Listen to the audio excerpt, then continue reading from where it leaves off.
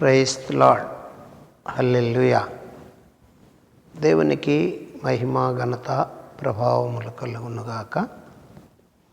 ప్రేమైనటువంటి జీవము కలిగిన దేవుని కుటుంబమా, దైవ సమాజమా, దేవుడు మనల్ని ప్రేమించి మరొక నూతన దినము ఉదయకాల సమయం ఇచ్చారు. అందును బట్టి దేవాతి దేవునికి కృతజ్ఞతాస్తుతులు చెల్లిద్దాం. హల్లెలూయా. రండి ప్రియ దైవజన్మ, ఈ దినం కొరకు ఒక లేఖనాన్ని చదువుకొని క్లుప్తంగా దైవ ధ్యానం చేద్దాము. 113వ కీర్తన మొదటి చరణం, రెండవ చరణం, మూడో చరణం చదువుకొని దైవ ధ్యానం చేద్దాం. యెహోవాను స్తుతించుడి, యెహోవా సేవకులారా ఆయనను స్తుతించుడి, యెహోవా నామమును స్తుతించుడి. ఇది మొదలుకొని ఎల్లకాలము యెహోవా నామము స్తుతింపబడునుగాక. సూర్యోదయము మొదలుకొని సూర్యహస్తము వరకు యెహోవా నామము స్తుతి నొందదగినది. ప్రార్థన చేద్దాం. పరిశుద్ధుడు, ప్రేమ కలిగిన తండ్రి, స్తోత్రాలు, కృతజ్ఞతలు.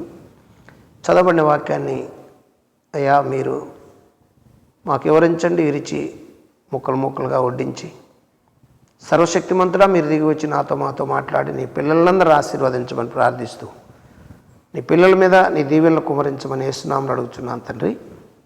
ఆమేన్. హల్లెలూయా. దేవునికి స్తోత్రం.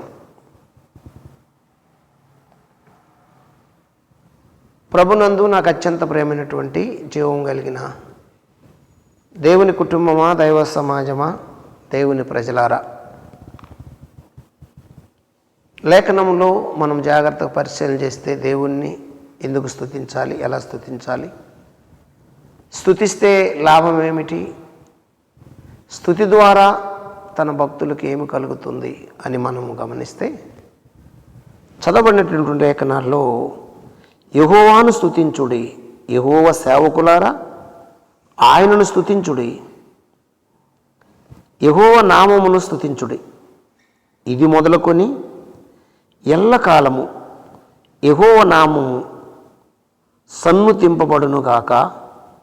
సూర్యోదయం మొదలుకొని సూర్యహస్తము వరకు యెహోవా నామము స్తుతి నొందదగినది. యెహోవా నామము స్తుతి నొందదగినది. యెహోవాను స్తుతించండి. ఏమండి? ఇది మొదలుకొని ఎల్లకాలము యెహోవా నామము సన్నుతింపబడునుగాక అని ఈ దావీదు మహారాజు కీర్తనకారుడు రాస్తూ మనకు తెలియచేస్తున్నాడు. ఎందుకు ఆయన స్తుతించాలి, ఎందుకు ఆయన గణపరచాలి, ఎందుకు ఆయన్ను హెచ్చించాలి, ఎందుకు ఆయన్ని ప్రేమించాలి అంటే లేఖనం ఏం చెబుతుందంటే 6వ చరణంలో ఆయన భూమి ఆకాశములను వంగి చూడ ననుగ్రహించువాడు, ప్రధానులతోనూ తన ప్రజల ప్రధానులతోనూ వారిని కూర్చోబెట్టుటకై ఆయన నేల నుండి దరిద్రులను లేవనెత్తువాడు, పెంట కుప్పల మీద నుండి బేదలను పైకెత్తువాడు. అందుకు ఆయన స్తుతించాలి. ఎందుకు? ఆయన నేల నుండి దరిద్రులను లేవనెత్తువాడు కాబట్టి ఆయన స్తుతించాలి. పెంట కుప్పల మీద నుండి బేదలను పైకెత్తువాడు కాబట్టి ఆయన స్తుతించాలి. ఆయన సంతులేని దానిని ఇల్లాలుగాను, కుమారులను సంతోషము గల తల్లిగాను చేయును. యెహోవాను స్తుతించండి.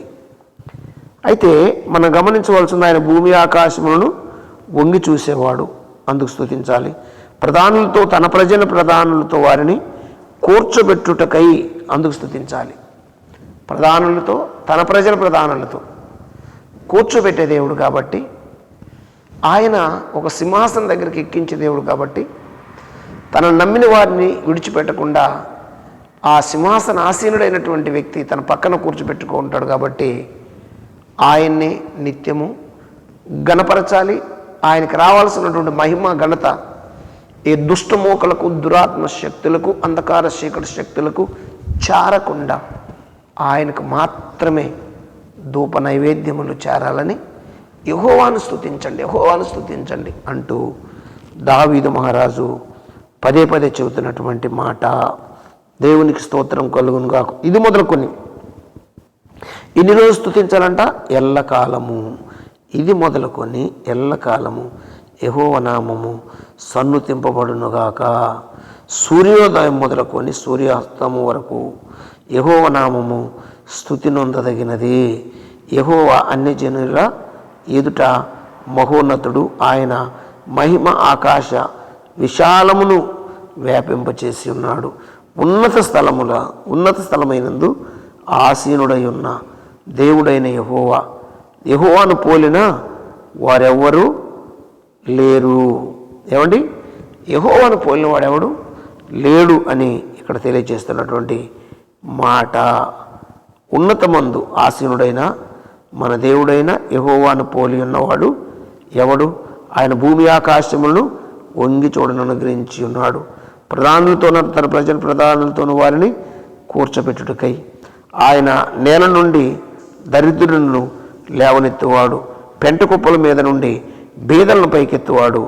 ఆయన సంతు లేని దానిని ఇల్లాలుగాను, కుమారులను సంతోషము గల తల్లిగాను చేయును. యెహోవాను స్తుతించండి అని లేఖనము సాక్ష్యమిస్తుంది. కనుక ఆయన ఇన్ని కార్యాలు మనకు చేస్తున్నాడు కాబట్టి మనం ఆయన స్తుతించాలి, ప్రార్థించాలి, గణపరచాలి, ఆయన నామాన్ని హెచ్చించాలి. ఎప్పుడైతే హెచ్చిస్తావో, ఆయన స్తుతిస్తావో, ఆయన మెల్లగా ఆయన రెక్కల నీడలోకి మిమ్మల్ని తీసుకుంటాడు. నిన్ను, నీ కుటుంబాన్ని, నీ పరిచర్యను, ఏ పని చేస్తే ఆ పనిని, ఏ ఉద్యోగం చేస్తే ఆ ఉద్యోగమును, నీ చేతుల కష్టార్జితమును ఆయన దీవించి ఆశీర్వదిస్తాడనే విషయాన్ని మర్చిపోక యెహోవాను స్తుతించండి. ఎన్ని రోజులంటే ఎల్లకాలము, రాత్రింబగలు దేవుని స్తుతిస్తూనే ఉంటండి. దేవుడు మీకు ప్రతిఫలం ఇస్తాడు. దేవుడు మిమ్మల్ని దీవించి ఆశీర్వదించును గాక. రండి ప్రార్థన చేద్దాం. పరిశుద్ధుడు, ప్రేమ కలిగిన తండ్రి, నిన్ను స్తుతించమన్నారు. నిన్ను స్తుతించుట నా భాగ్యము, నిన్ను స్తుతించుట నా ధన్యత, నిన్ను స్తుతించుట నాకెంతో మేలు. అయితే ఇదిగో మరొకసారి మీరు హెచ్చరిస్తూ వచ్చారు. నిన్ను స్తుతించలేని బిడ్డలందరూ స్తుతించడానికి అందరి మనసు మార్చమని ప్రార్థిస్తూ నీ కార్యాలు జరిగించమని, చిన్నమాను పాసన చేర్చుకోమని యేసునామములో స్తుతించి ప్రార్థిస్తున్నాను తండ్రి. ఆమేన్. God bless you. దేవుడు మిమ్మల్ని దీవించి ఆశీర్వదించును గాక. ఆమేన్.